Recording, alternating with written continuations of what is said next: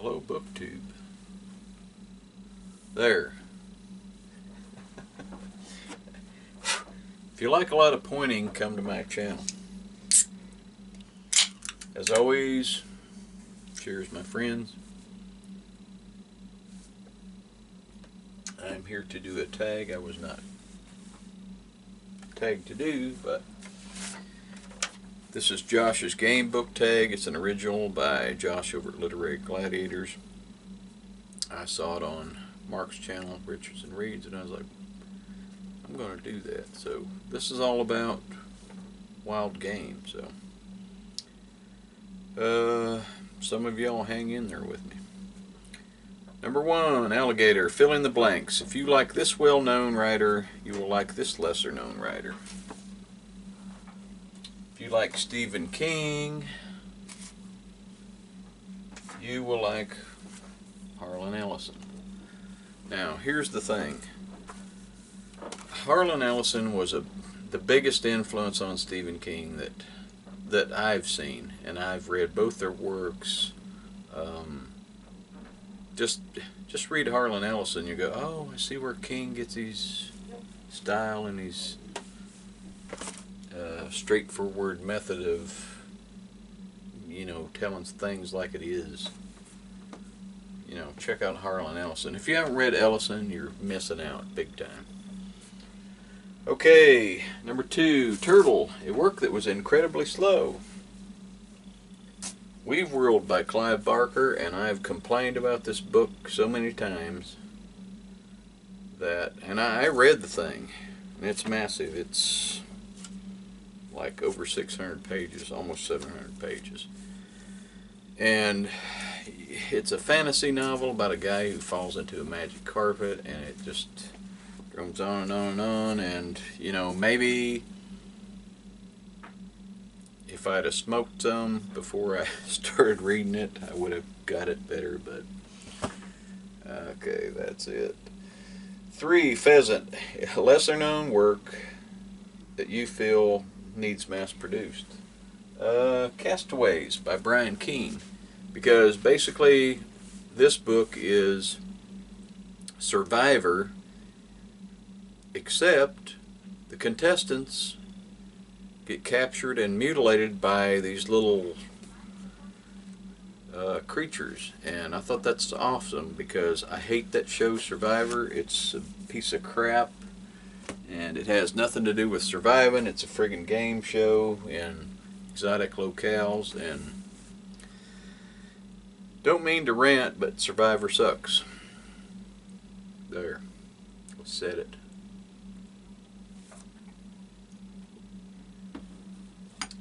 Number 4, Partridge, a work you feel can never have a sequel. The Stand by Stephen King. Because where are you going to go? They've already reestablished a civilization.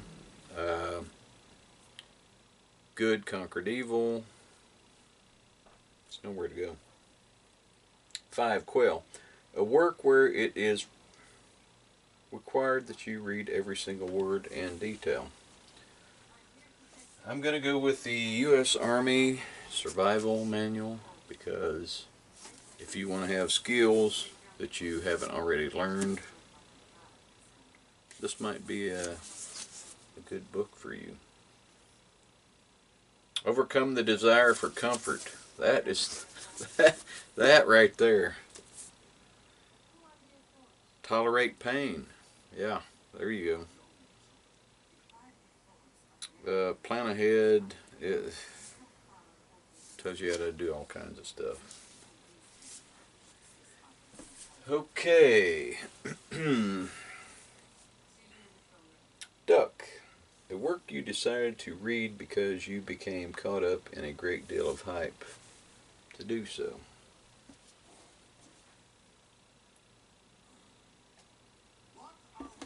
American Sniper by Chris Kyle.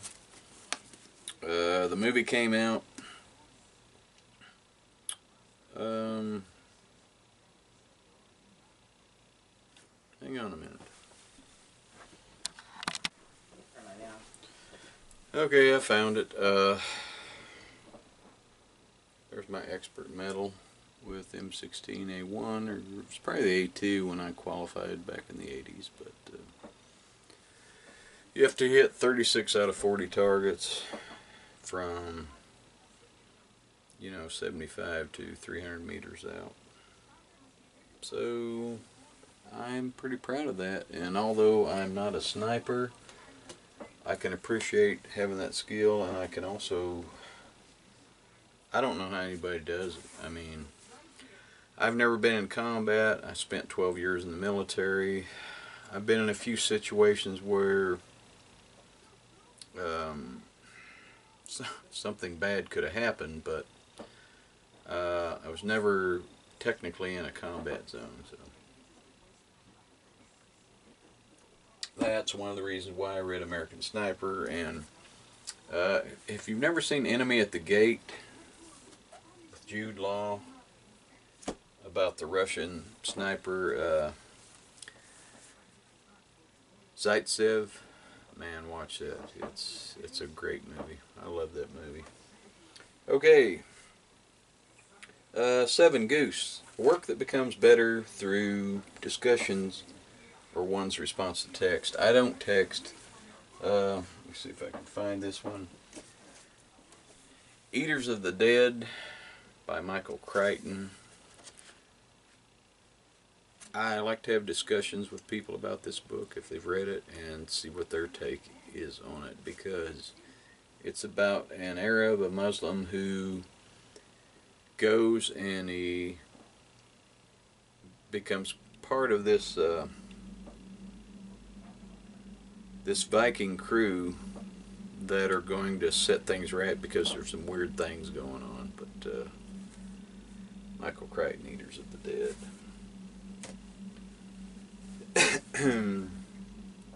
A great work that you thought was a bit short or very lean. Deer, I'm sorry. 8 Deer.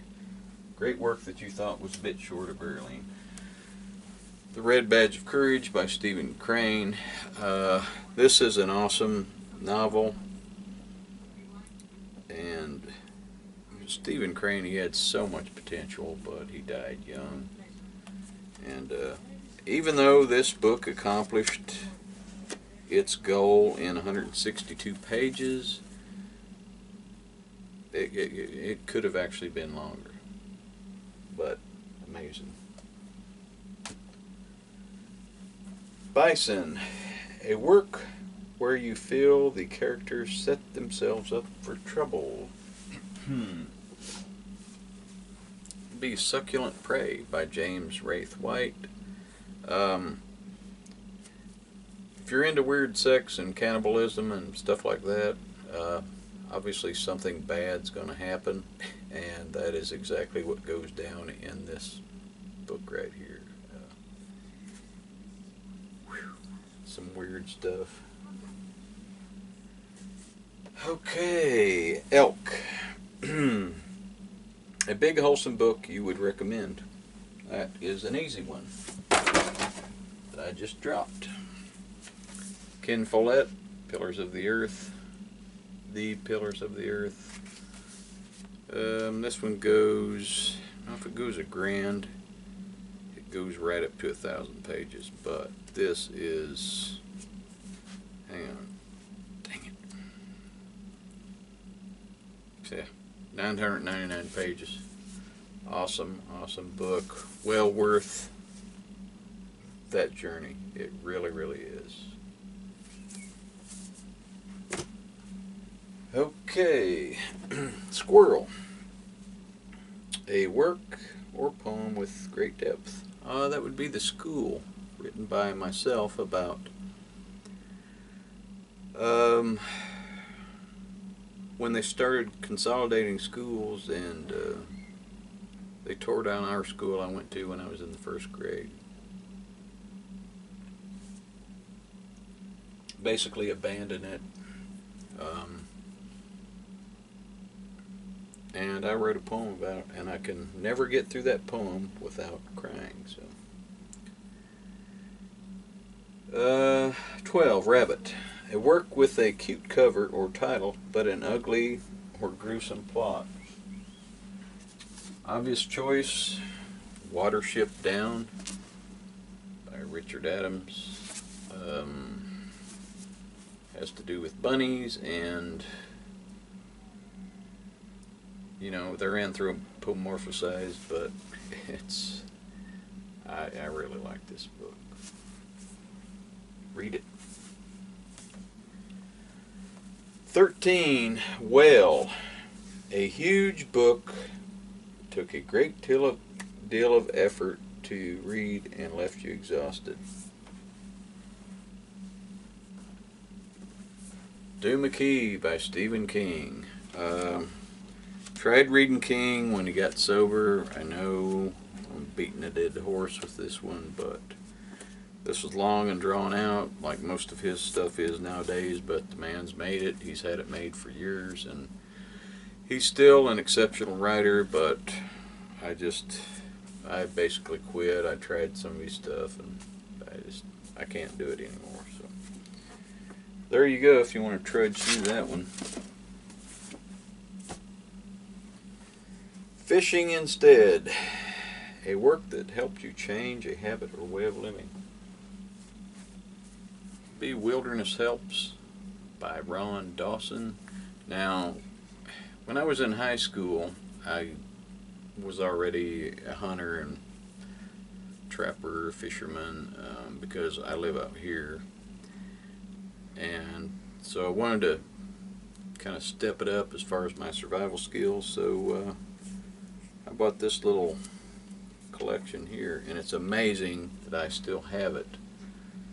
I know it looks a little cartoony, but there's so much information in here that was not available to me at the time. And just remember, we didn't have the internet then, so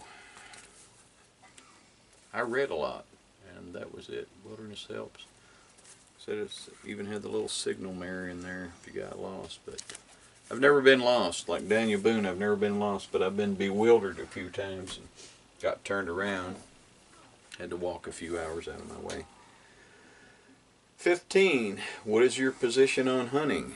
I'm a hunter, so I'm pro hunting, and people that don't live where I live or live where other people do, they don't understand that there has to be game management, and you know, we pay for licenses, and this helps the Department of Fish and Wildlife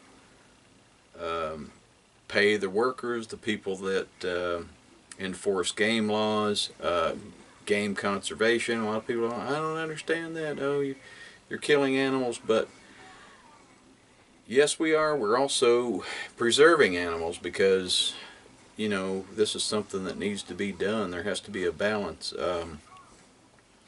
I've sent in tooth samples for research. You know, some of us out here, we work with the Department of Fish and Wildlife to find out if the particular species are healthy or not, depending on what's going on in different years and stuff like that. So I'm proud to be a part of that. People can be judgmental. They think it's easier to go down to the store and buy your meat, which I do, but I also kill and butcher animals. A lot of people don't get that. How can you do that? Well, how can you go to the drive-thru? How can you live in a house? You've displaced an animal. If you have a house or an apartment or whatever, you've displaced an animal from its habitat. So if you want to get into that, we're all guilty. So I don't have any apologies as far as that goes. I am who I am. We're all part of the food chain. I'm a predator out here. If you don't watch your ass, you'll be prey. Because there's bears out here, cougars out here, craploads of coyotes, different things that will whack you. Okay, enough of that. 16, hunting trip. Who do you tag? I tag everyone who watched this video, who's got the cojones or ovaries or whatever to do it. But like I said, This was from Josh over at Literary Gladiators, and I've had enough. Good night, and thanks for watching. Bye.